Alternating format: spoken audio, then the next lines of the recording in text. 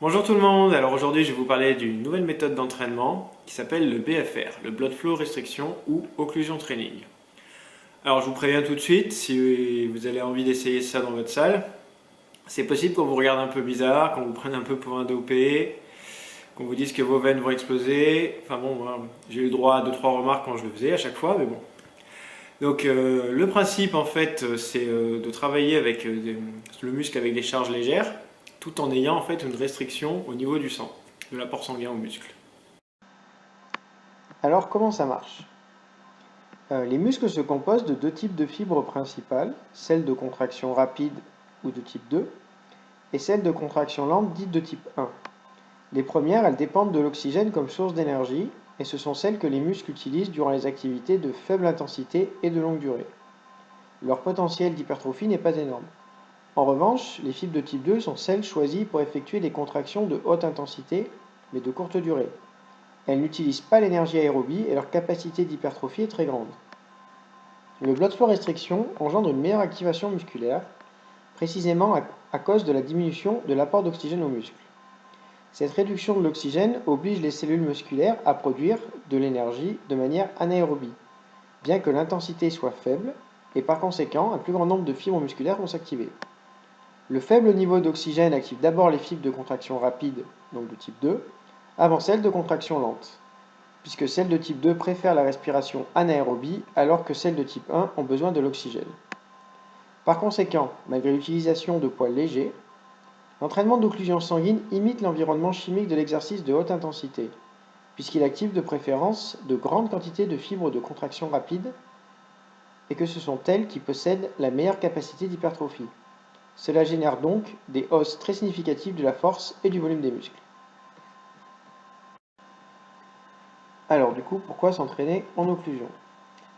La théorie et le principe de base de l'entraînement en occlusion, c'est d'avoir une réponse au niveau métabolique identique à un entraînement lourd, tout en s'entraînant avec des poids légers, environ 20 à 40% de son RM.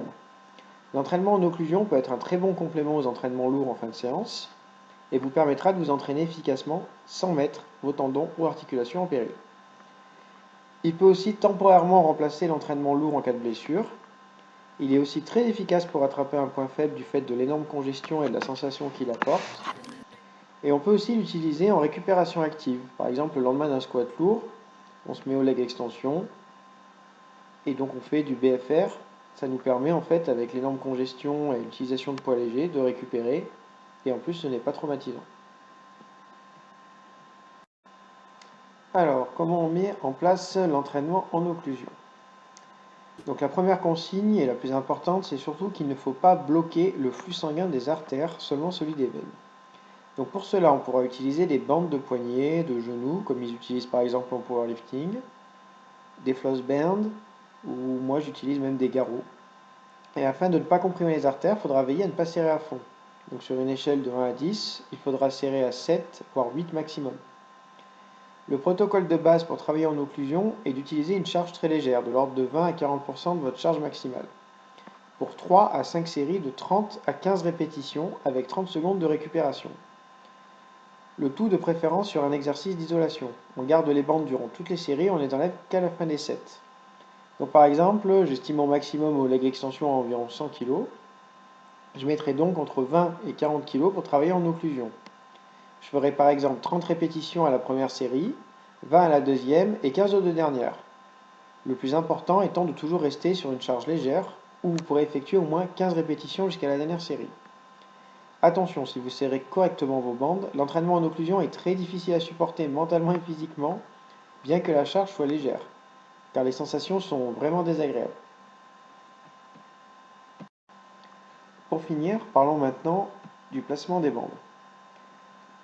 Donc pour les biceps-triceps, il faut placer la bande sur le haut du biceps, juste en dessous de l'épaule.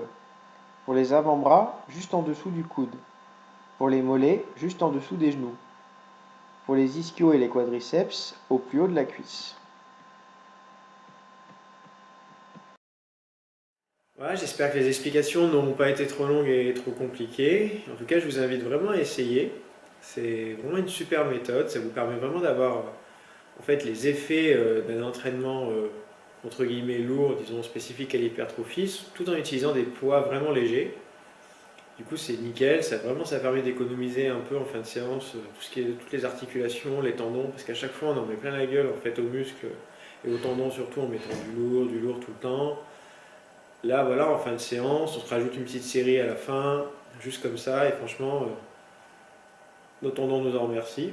Bon, le petit bémol par contre, c'est que bon, bah, c'est quand même pas non plus pour les débutants, hein. Les débutants n'y verront aucun intérêt.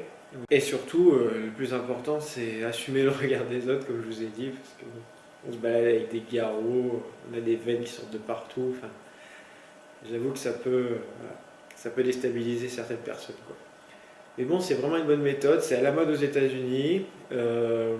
Apparemment, c'est très efficace. Je vous mets donc dans le lien une étude qui a été menée par SCI Sport. C'est un site en fait qui vend des super élastiques. D'ailleurs, je vous les conseille si vous voulez faire des entraînements avec des élastiques. Ça, c'est une parenthèse. Ils sont vraiment bien.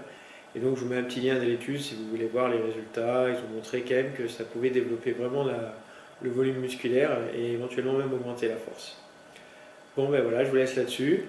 Je vous dis à la prochaine.